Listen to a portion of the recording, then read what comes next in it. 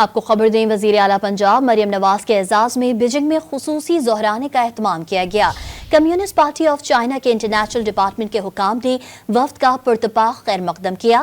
ملاقات میں مختلف شعبوں میں دو طرفہ تعلقات کو مزید مضبوط بنانے کے مشترکہ عزم کا اعادہ کیا گیا۔ مزید جانتے ہیں ڈان نیوز کے نمائندے عدنان شیخ سے۔ جی عدنان شیخ، اپڈیٹ کیجیے گا۔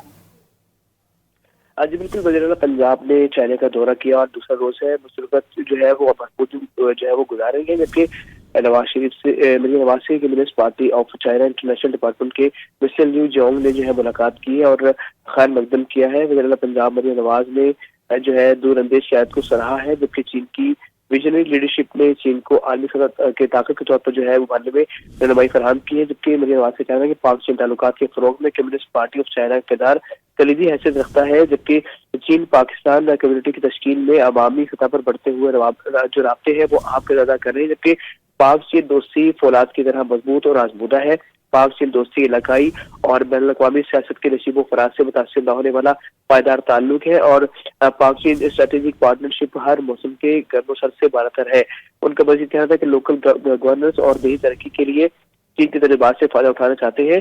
یوتھ امپاورمنٹ اور اقتصادی کار میں اضافے کے لیے چین کے تعاون کو سراہیں گے۔ جی عدنان شیخ اپڈیٹ کر رہے تھے، آپ کا بہت شکریہ۔